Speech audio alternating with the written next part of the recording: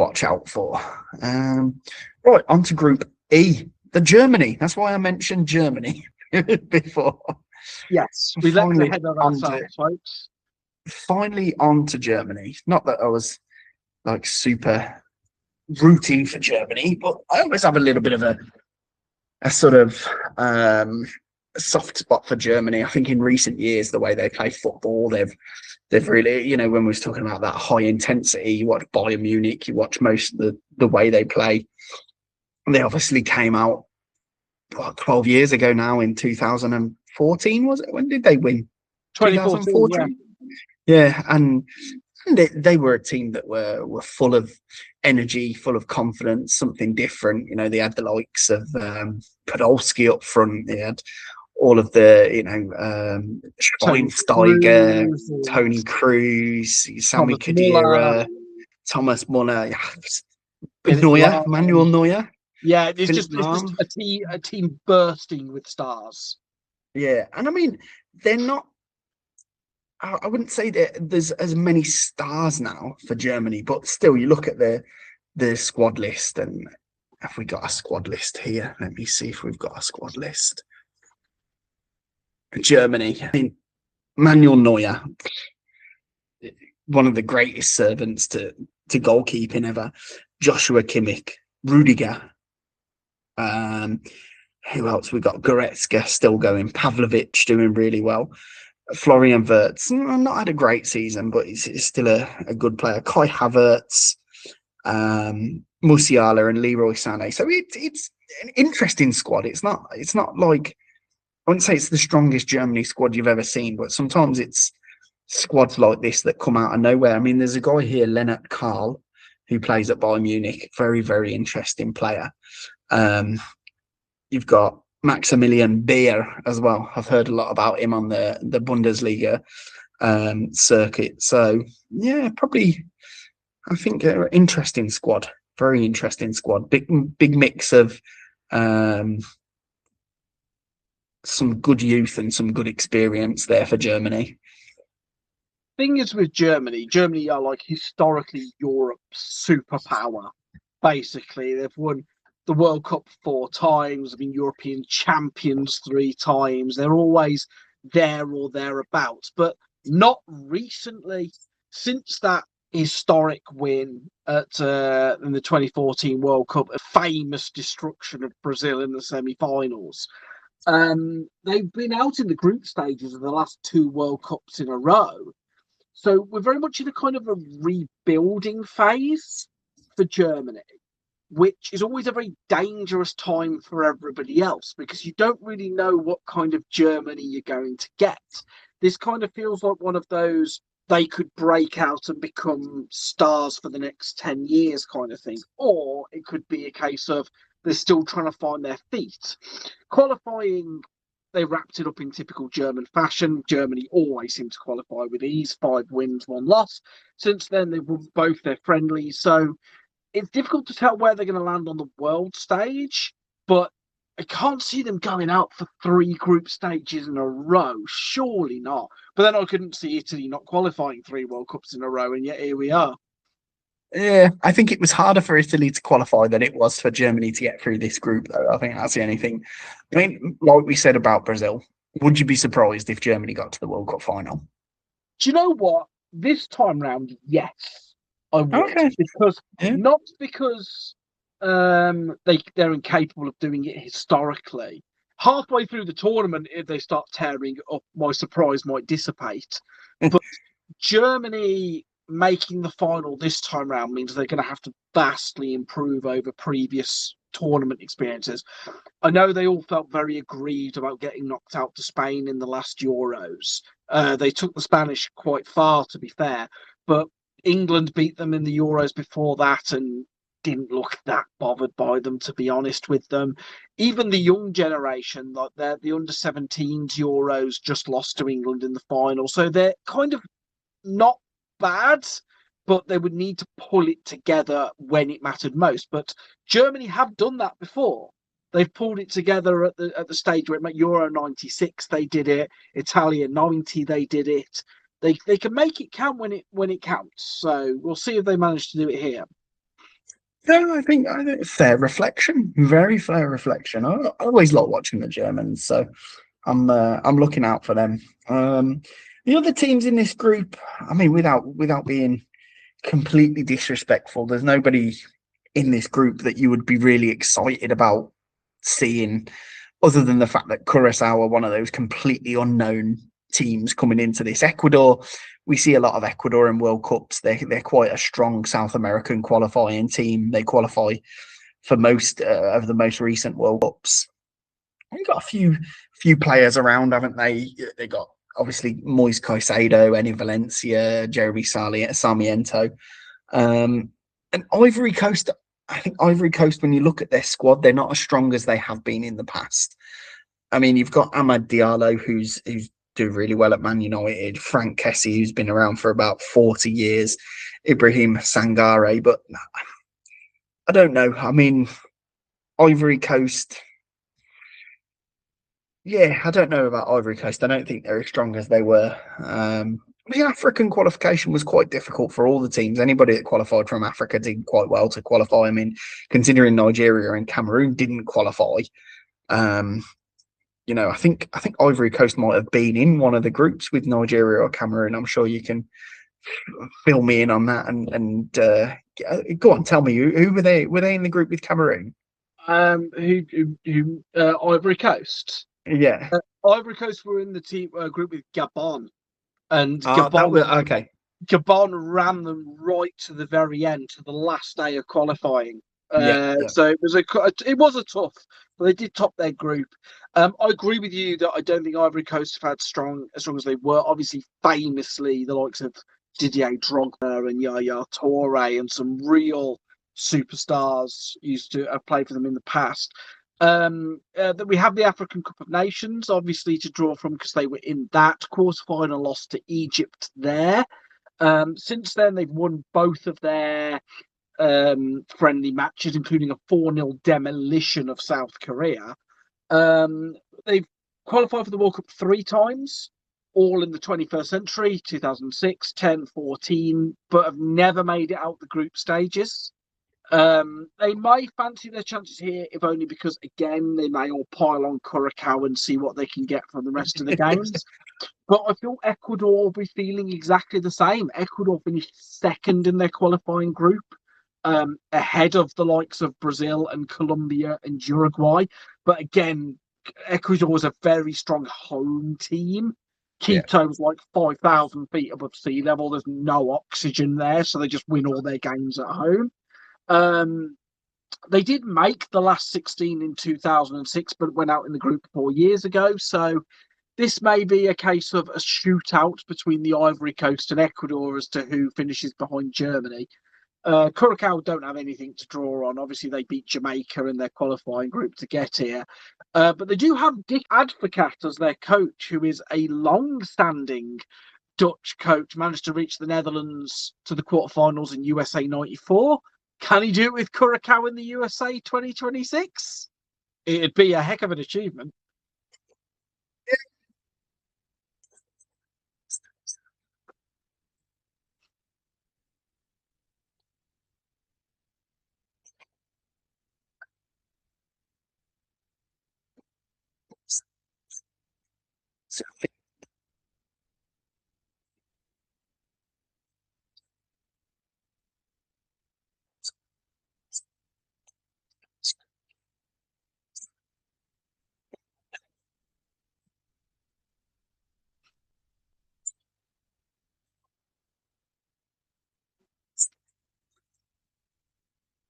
I think it's pretty clear that we think Germany will win. 2-1. I mean, this could be the time where I pull off a shock here, but it won't be for this game. Germany will win, will beat Curacao. Yeah. I would beat Ivory Coast. Do you think? Yeah, I think they might do. I think they might both look at this game as they don't really want to lose it, but I think either side's going to win, it'll be Ecuador. Yeah, and I think we've said it a few times in some previous voice notes, is that I have a feeling that South American teams might enjoy this World Cup. So I'm going to go for Ecuador. Ecuador, Curacao. I Yeah, think we've both Ecuador, agreed Ecuador. two victories, which will send them through. They'll be thrilled about. Yeah. Ivory Coast, Germany. And Germany will probably win. Yeah. Maybe not like a massive score. 2-1 sounds about right. Yeah. I feel that Germany and Ecuador will know that they can just play out a draw. I think you may be right. I think it may be And one then of those. it'll be up to Ivory Coast to get a good goal difference to help their third place rankings. I mean, if you look at how this plays out now, we've given Ivory Coast a 3-0 against Ecuador. I don't think it'll be a 3-0. We think it'll be a 1-0. Yes. And then against Germany, a 2-1. So they're looking at -2. If we look at the other groups right now, you've got Australia on 0 goal difference, Scotland. They might be looking to fill their boots, yeah.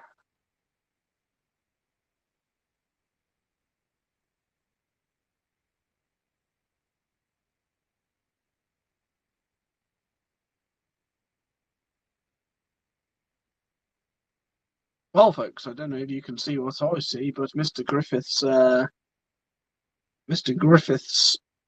screen has gone to a big red S, which means you were left all alone with the England football fan. So allow me to take this as the opportunity to go I 1966, think you told me they scored 4.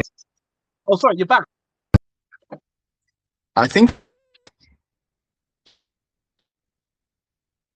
I'm back. Yes, you're back. I can hear you. Can you see me? I can see you and hear you. I just for the viewers at home, I didn't know if they could see you, hear you. So I was merely discussing England's prospects whilst you were away. I think I was just saying Yeah. 1966 over and over and over again. But yes, I believe a heavy victory for the Ivory Coast should be in order, at least 3-0. Yeah. Because again, they'll be looking to just ramp up as much goal difference as they can. Let's give it just because it might come in handy for them a little bit later on. They'll win by 10 wickets. Wrong sport, Ains. Or Group F. What we got cracking off in Group F? I have to discuss Group F with you.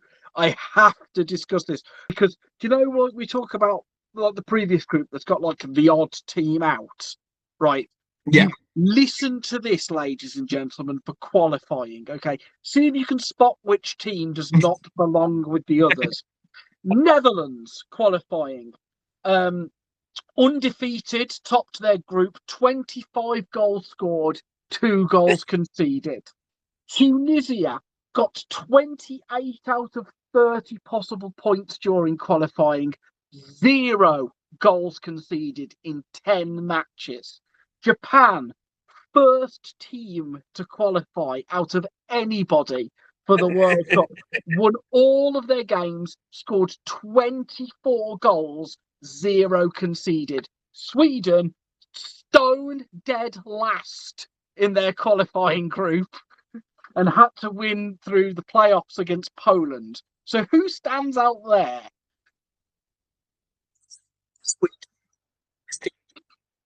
Like, I was reading this and thinking, this is like a Mick take here. Like, teams like Iraq. Now, I can't tell you how many teams Iraq played, how many matches Iraq played exactly.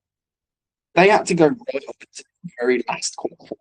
They had to play 5 rounds qualifying to qualify for this World Cup. 5 rounds. Sweden finished bottom of their group with 2 points and won a qualifier to get here. Now, okay, the qualifiers are tough.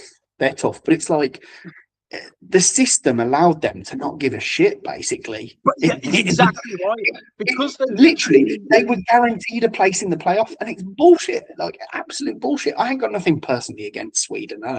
They're a very docile country north of where I used to live. I ain't got no particular hatred for them. That qualification process is jack, man. Look, man, we are big Eurovision fans. You and I, Sweden are a big part of that competition's history, so nothing against the Swedes. But yeah, the fact that they were able to say, we have a qualifier through the Nations League, therefore we have no real desire or worry to like qualify in this group, because they were shocking in their qualifying group. Managed to beat Ukraine and Poland in the playoffs. But the thing is, since they switched their manager for the playoffs because they got Graham Potter back as their manager for the playoffs, Yeah, and it's like almost like a homecoming for him because he made his name in the Swedish league. He speaks fluent Swedish, so they're a very different proposition under Potter than they were previously. But no, Japan, Tunisia, and Netherlands just bossed it, man. And then you got Sweden in there who like stone dead last, still here. it's a strange one. It's a strange one. I mean, if we look at the group, the teams in the group, it's not actually a very easy group to predict. I mean, Not at all. none of these teams are. I mean, you look at qualifying, and qualifying doesn't always necessarily give you the best indication of who's going to do well at the World Cup. Yeah. But the Dutch might be somebody to look out for sure. They got an interesting squad. Interesting squad. You look at a lot of their players. I mean, their defense looks very solid. They got Ake, Van Dijk, Dumfries, Van der Ven. Some good players at the back. I mean, they've got a lot of pace in that team as well. You got Memphis Depay, Daniel Marlon, Kluivert, the son of Patrick, Xavi Simons. Some of these players, they didn't have a great season, but they've got a bit of class. You know, they could do something at a World Cup. Obviously, the man, the myth, the legend, Weghorst, probably the moment of the last World Cup when he scored them 2 goals coming on against Argentina. Bobo argument with the one and only Lionel Messi. But actually, look at their squad, and it's a pretty good squad. They have Jeremy Frimpong, the couple of guys at Liverpool, Gakpo and Gravenbach. Gerald Hatto actually had a pretty good season at Chelsea. It's a pretty good squad, actually. It's quite a strong Dutch squad, I think. I mean, look at the Swedish squad that's been put up there as well. Lindelof, the captain, a couple of really good games at the end of the season for Aston Villa. Anthony Elanga, pretty good player. Isaac, I'm not sure how fit he is. He's not played all season for Liverpool, so don't know how fit he's going to be. Gyökeres, I didn't think he was that good a player, but I've watched some of his recent performances for Arsenal. He does a lot of hard work. He's a very hard-working player. I think he's very Swedish in that approach. You know, reminiscent of the old sort of John Dahl Thomas and that sort of player. Was it John Dahl Thomason, or did he play for John Denmark? Dahl is Danish. I know Who am I what we're trying to thinking? say, folks, is he's that sort of player, not that he was Swedish, before anybody calls in and complains. Yeah. No, I was thinking there's somebody that was for Sweden, big guy like that. Who am I thinking? Anyway, but I mean, But yeah, Olaf so- Melberg, who was a big solid centre back for them. yeah. Got lots of Freddie Ljungberg, who was a creative winger for them. And Sweden, yeah, they certainly have the players, as you say. It's whether Potter can kind of knit them into a sort of winning team, really, because they've only had 2 sort of games to kind of prove themselves. They have, to be fair, but there's no sort of consistency in that. The Dutch, as you say, they could be very good if they can perform. The Dutch have the ability to produce some gorgeous football if they can pull it together. Certainly, I mean, the one thing the Dutch won't want to do is go out on penalties to Argentina. Like they have 2 out the last 3 tournaments. They're sick to death of Argentina, and the Dutch are, I'm sure. You know, I was looking at this predictor and I was like, is there a chance that Holland could play Argentina? And I mean, I don't know. Depends how we go about it, but I really hope there is a chance that these 2 come up against each other. I was at that in 2022. That was one of my favourite World Cup games. Maybe one of my favourite games I've ever witnessed. Are we talking about the last second training ground free kick equaliser? Oh, Weghorst, that was genius, weren't it, to do that against Argentina in a World Cup quarter-final? To have the bottle to try it. It's Yeah. absolutely extraordinary. And then that moment where Paredes just smashed the ball at the bench and Van Dijk bursting over and just chested it up. Anyway, we're 4 years later now, 3.5 years later, if We are. we're being specific. But then the other two teams, Japan, I fear a little bit for Japan because they've been unlucky in the sense that a lot of their bigger players that play around Europe are either not available or have retired in the last couple of years. Two of their most influential, well, Mitoma, obviously, who's playing at Brighton, he's been injured. He's out all season. He's not in the squad. Yeah, Minamino, he's not in the squad. They've got quite a few players not available. And I think when you're a Japan, having said that, Japan are always a team that most people look at them on paper and don't really know. They're not household names, the Japanese, not often. But they do always seem to perform because they have that ethic. They have that culture of not letting themselves down. And I mean, in the last World Cup, they beat Spain and Germany. But then they were unfortunate. I think they lost to, I can't remember who they lost to in the second round, but they were quite it was quite a disappointing loss. But I think it'll be an interesting group. I think I'm looking forward to the predictions in this group.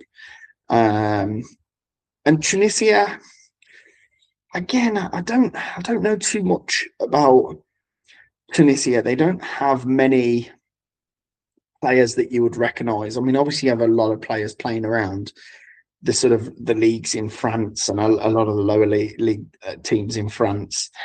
They're one of those teams that always seems to qualify because they're quite technically good and they're a country that runs their football quite well. Their national team is run quite well. But they're very, very underachieving at World Cups. They always really, really disappoint at World Cups, I think. And I don't foresee them doing much better this time around, to be totally honest. Well, Tunisia are a team that they set themselves up to be difficult to beat.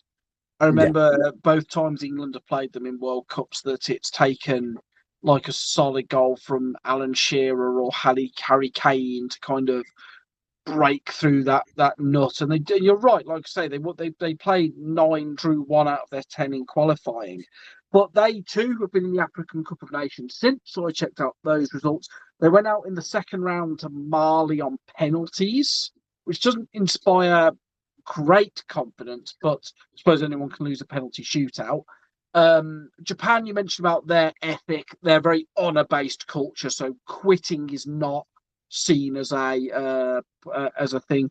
They've qualified for every single World Cup since 1998 and got through to the second round of every World Cup since 2002. So they'll try and at least match that, if not go beyond it. I can't remember who they went out to last time either, but I remember the 2018 second round game against Belgium that finished 4-3. That was an absolute worldie. Sweden, I don't really have a lot of data on because, like I say, we've only got 2 on Potter. So this is one of those really interesting groups. I'm really eager to sort of get my teeth into this. Yeah. So what we're saying then? So let's have a look. Netherlands, Japan. I think draw. I think the Dutch will win, but not win well. I think the Japanese will put themselves up difficult to beat, but they are missing key players. Like I said, Toma for Brighton was such a massive loss. He's been so good. Sweden, Tunisia. It's probably not going to be one of the most watchable games of World Cup, if we're being honest. I think that'll be the nilliest nil of nilliest nils that ever nilled. Well, I actually had the privilege of World Cup tickets in Qatar 2022, and that privilege of tickets was immediately regretted once I turned up to a game between Denmark and Tunisia and saw one shot on goal the entire game.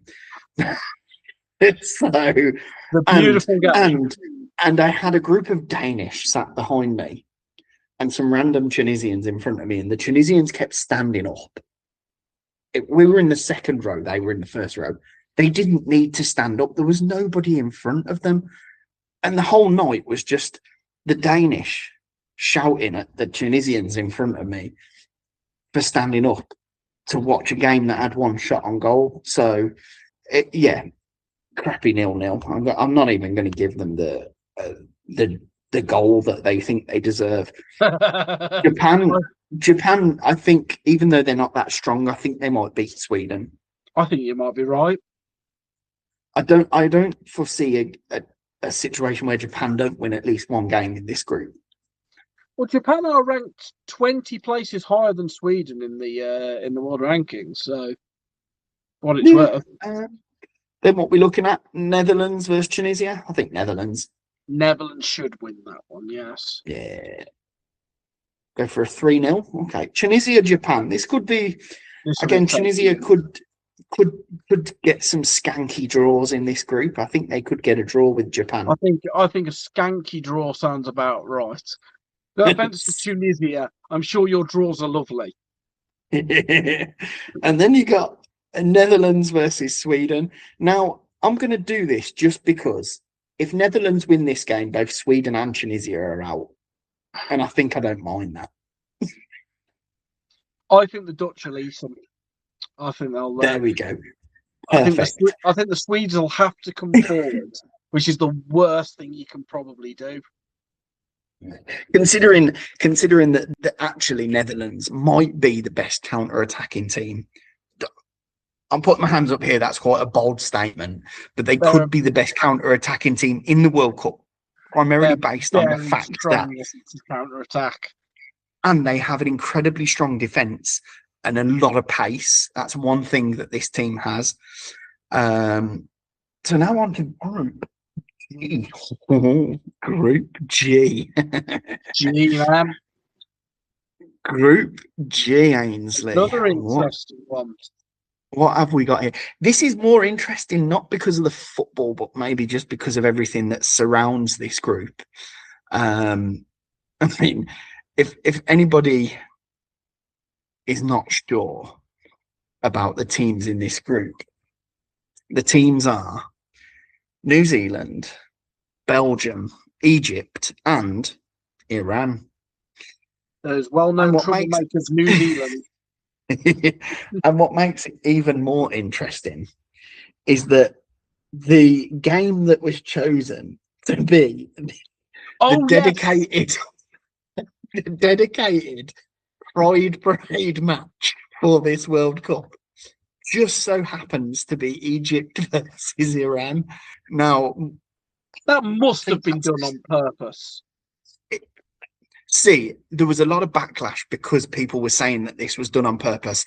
It wasn't. It had already been pre-organised before the draw had been made. That's why they were saying that they will continue to keep this as the match, because I think it's in LA. Wouldn't surprise you, would it, if it's in LA? Well, that's what I'm thinking. Like, I'm thinking like they've done it for the venue and they've done it for the date and stuff. It's almost like the teams are immaterial, I guess, because I mean, surely Belgium and New Zealand would have been a better shout. Well, for many reasons, but yeah, but it is what it is. It will be interesting. That'll be a very interesting game. I mean, football-wise, what are we looking out for here? Belgium are for probably the sixth team in the row. The dark horses.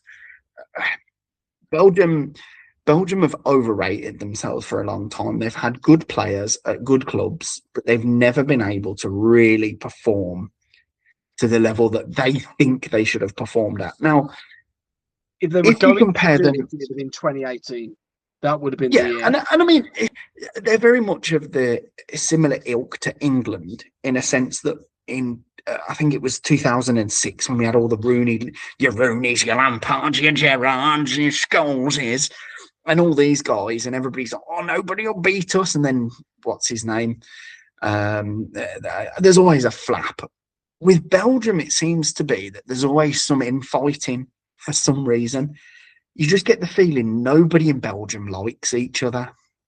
And I don't know why. I don't know if this is a Belgian thing. I don't know if it's because players play the opposite sides of rivalries in the clubs. I don't know, to be honest. I mean, when you look at the Belgium squad, Courtois, nah. Lamens is a pretty good goalkeeper. Defense, not really many players there that you would recognise in defence. I mean, of course, you've got the old guard of De Bruyne and Lukaku. I still can't believe Lukaku gets in the team, to be honest, but maybe they haven't got much better. Aston Villa midfield could be interesting. Onana and Tielemans. Yeah. Tielemans, honestly, is a genuinely very, very, very, very technically brilliant player. He's been outstanding. He's been class this season for Villa. What happened there? He's been absolutely brilliant. And he's world class. He's a world class footballer. Don't know about De Bruyne, what he's doing these days. Oh, goodness me, what's happening He's here? with McTominay back over at Napoli. He is. Yeah. And then you got Trossard. Trossard's a quality player at Arsenal. He's one of those players that scores goals in big games. Other than that, Jeremy Doku, everybody raves about Jeremy Doku, massively overrated in my opinion. Just gets the ball at his feet, runs without a plan and gets lucky sometimes, and people think it's genius. I don't. I disagree. I think it's wasteful, and I think you can afford to play like that when you play at Man City, but he won't be able to get away with playing like that in a World Cup. I don't think you need more responsibility from a player than that. So yeah, I don't know about the Belgians. I mean, I think obviously in this group with New Zealand, who are one of the lower ranked teams in the World Cup, the lowest ranked team in the World Cup. Yeah, I didn't want to say it because I wasn't 100% sure, but I knew you would be able to confirm that for me. Research, yes, they're ranked 85th in the world, which is 2 places lower than Curacao. So the lowest ranked team in this tournament, New Zealand. I think that might be a little bit harsh on New Zealand. I think if New Zealand played in AFC against stronger opposition, they would be much higher. I think they probably would qualify from AFC. I think if you consider like the amount of teams that have qualified from AFC, I think they would. They do have players playing abroad. They do have a pretty good system. A little bit like some of the other teams we spoke about, like USA and Australia, but just don't have the same sort of opposition maybe in qualifying. You see, in their qualifying in the OFC qualifiers, they obviously were undefeated. They like, in fact, they've been undefeated in the last 27 qualifying matches, New Zealand, which shows you the standard they are. But strangely enough, you look at what Australia had when they moved them to the AFC Asian qualifying group.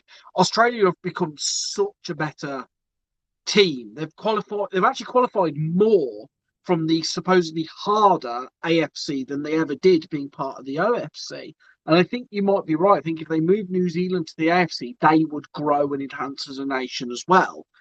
I agree with you about Belgium. The thing is, you look at Belgium, you look at some of those names, and you think Tielemans, De Bruyne, Lukaku, and think, but they were tearing up 8 years ago, and it's 8 years since, and they did very, very poorly at Qatar 2022. They failed to get out of the group with Canada and all of that, and I think this group may be slightly tougher than the one they were in 4 years ago. So unless they can find a second wind and have a renaissance at the end of their careers, I don't think Belgium's going to go massively far here. And then we look across the page to Egypt, who me and you had a bit of a conversation about Egypt, who might be the biggest underachievers in World Cup history. Agreed. They are the most successful African nation of all time in terms of like the African Cup of Nations. And yet, they have never won a game at a World Cup. This will be their 4th time qualifying, and they've never won a single game. So that's crazy. That's crazy for a country the size of Egypt that produces the amount of footballers that Egypt produces. And even their league, I mean, even like we were talking about CAF earlier when Mamelodi Sundowns won. most often than not, it's an Egyptian team that wins that. I mean, the most successful international team is Egyptian. The most successful club team, Al Ahly, they are huge, even across the world. People know who Al Ahly Egypt are. You know, they're a very very successful country. I mean, you look at the list; they've got Mohamed Salah, they've got players. What's that? Omar Marmoush. They've got a lot of players now playing in big clubs in Europe. I think this will be the tournament where they not only just get their first win. I think they'll qualify from the group in this one. They've got a heck of a chance. I know Salah's obviously their main man. He's not had a great season at Liverpool, but then most players at Liverpool have not had a brilliant season, to be honest with you. It's not been great for them. But they'll certainly build their marketing around him. But they didn't have a brilliant Arab Cup. They didn't have any wins in that story. But they got to the semi-finals of the African Cup of Nations. So it's there for them. Iran will be the interesting one, I think, because of how the political situation will affect them. Yeah, I mean, Iran are in between as well. Just if you think about, like, from a footballing sense, if you take away the politics, they're also in a transitional phase. They've got quite a few interesting young players. There's a couple that play in the UAE actually, but then you've got, Taremi, who's been around Europe for a long time, played for Porto. Not sure where he is now. And then another one who was around for quite a while was Sada Azmoun, but he's now dropped out of favour. And some of the players that played in the last World Cup. I mean, I think back to the last two World Cups, and Iran in both of the last two World Cups were a team that produced quite a bit of drama, on the pitch, let alone off the pitch. So I suspect they could do something similar, but they're not as strong as they were. They're not as strong as they were. I mean, they won their qualifying group and Uzbekistan finished second, but it wasn't convincing. There was a lot of 1-0s. And again, Iran, Uzbekistan, these teams, when we talk about like Ecuador qualifying, they qualify a lot because the teams that have to go there, then not many teams want to go to Iran to qualify for a World Cup. Iran are perennial qualifiers. Like you said, this will be their fourth World Cup in a row that they've qualified for. They seem to always manage to get to the dance, never get out the group though. Yeah, they've been close, but I think this will within a whisker. Yeah. I just think this World Cup, there's so much, right or wrong, whatever side of any argument you're on, there's only one right side, but let's not discuss this here. Whichever, especially being here in the UAE, whichever side you're on, if we think about football, I think they're going to struggle in terms of the media are going to destroy them. The media there are going to destroy them. The crowd are going to destroy them. It's going to do one of two things. It's either going to spur them on to prove everybody wrong, and they're going to do a big to everybody, or it's just going to get them into a position where they just want to go home. And you don't know. I mean, I don't know. I'm not Iranian. I've never been a professional footballer. I've never been to a World Cup. I don't know the sort of pressure that comes with going to a World Cup when even in the last World Cup, there was, covering the mouth for everybody's asking them to do political gestures and do this, whatnot. I think it's really hard for the footballers to go there and just play football. I think that's probably the saddest thing about this World Cup, in my opinion. I think the saddest thing is that those Iranian players who they've done nothing. They've done nothing wrong. They are complete innocent parties in this, these Iranian footballers, and they're going to be hammered by the press. They're going to be asked questions they don't feel comfortable answering. They're going to be asked questions they don't have the answers to, and I think it's going to put a lot of pressure on them. And I that's why I would worry for them, to be honest. Yeah, it's with so much noise around everything, it's difficult to just kind of focus on the sport, which is what this is all about, really. It brings the world together. This trophy is, like I said at the beginning of all this, we all speak the same language when we're kicking a ball. We should, but we know how divisive people have been recently. We'll see how divisive we are over these results, shall we?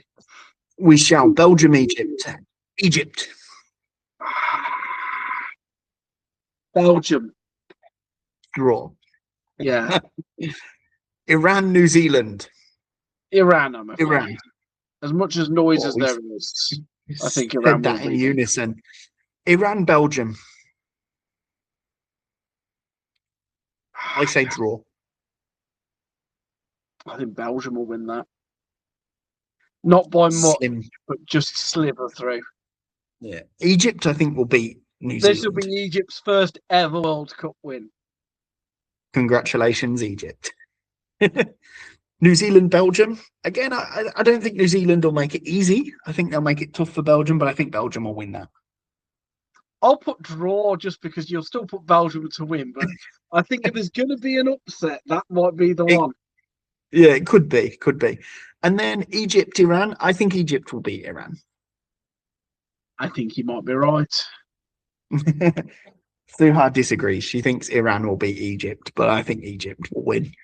Happy wife, happy life, kid. You might want to change the result of that. Yeah. Right now, we're looking at third place teams, and Scotland are struggling. Well, that's their usual place, isn't it? That's not. We want to make them feel at home. I think Scotland might struggle here. Tunisia are looking dead for it.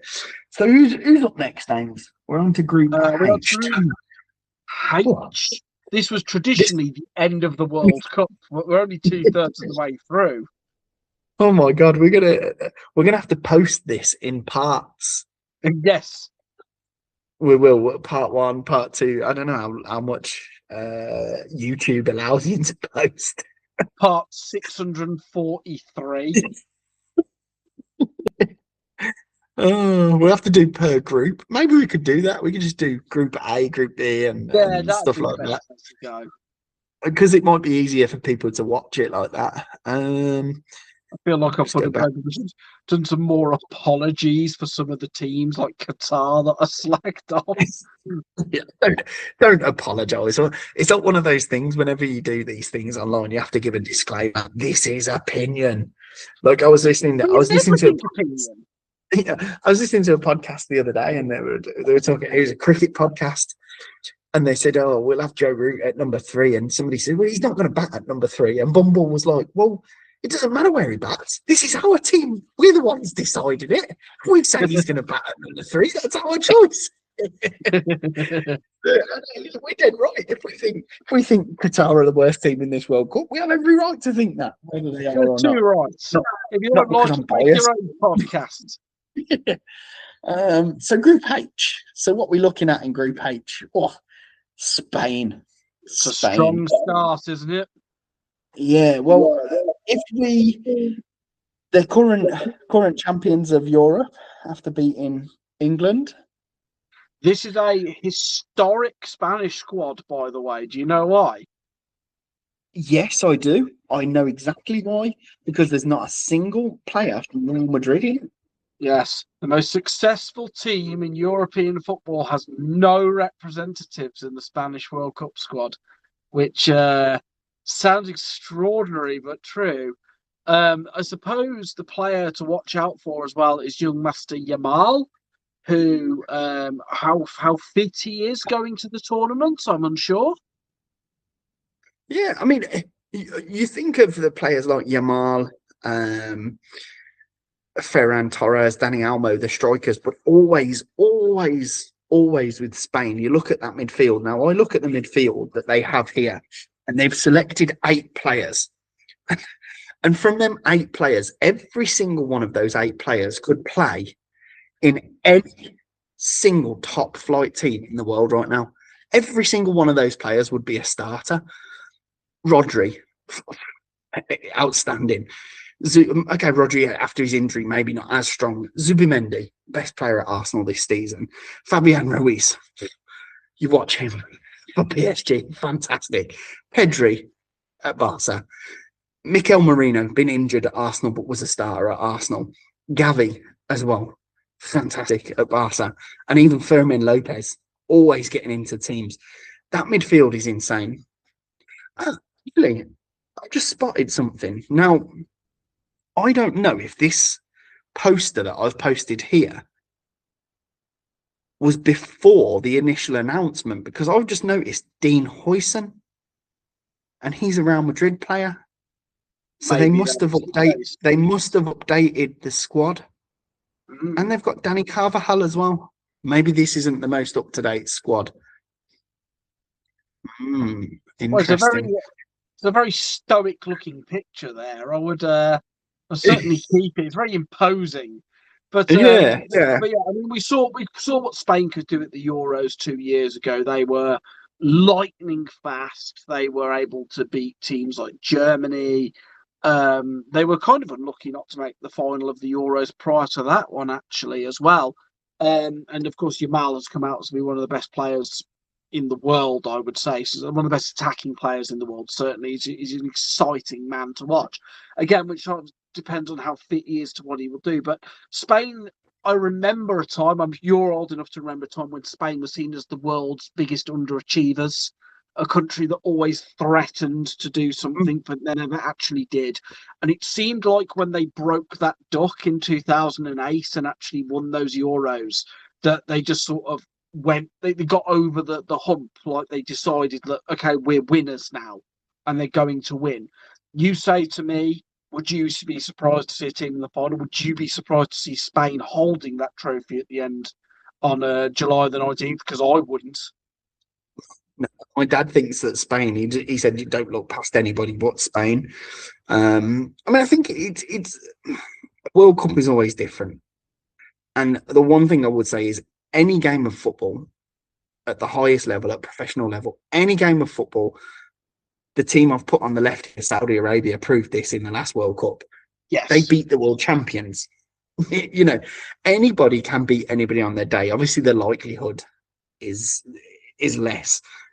But if you get France versus Spain, England versus Spain, Brazil versus Spain, Argentina versus Spain, Netherlands versus Spain, you would probably say Spain have got the better opportunity.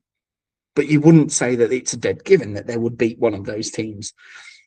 And so I think, obviously, I wouldn't be surprised if they were holding the trophy. I wouldn't be surprised if they were in the final. But again, with the strength of the other teams, football being football, penalty shootouts being penalty shootouts, Spain being unlucky as Spain are unlucky in World Cups, you never know. You never know. I mean, group, obviously, they're very comfortable in their group. And we're talking about Real Madrid. There's a Real Madrid player to look out for in Uruguay, Mr. Valverde. Yes, indeed.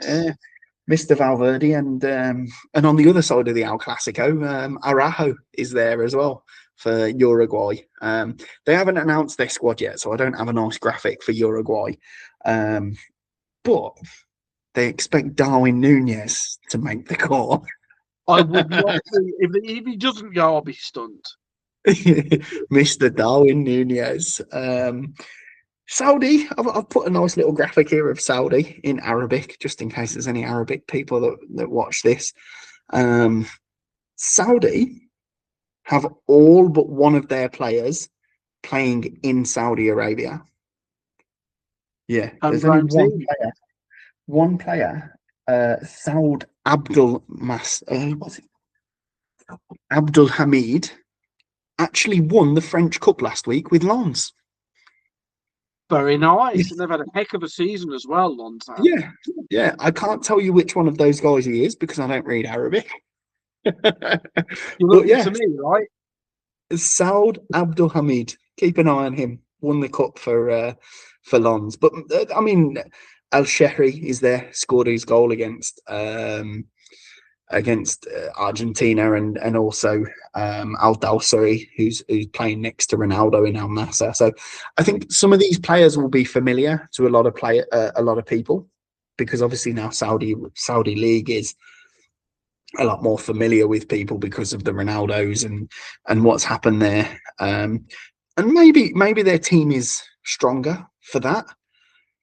But at the same time, they struggled in qualifying. They had to qualify through the third round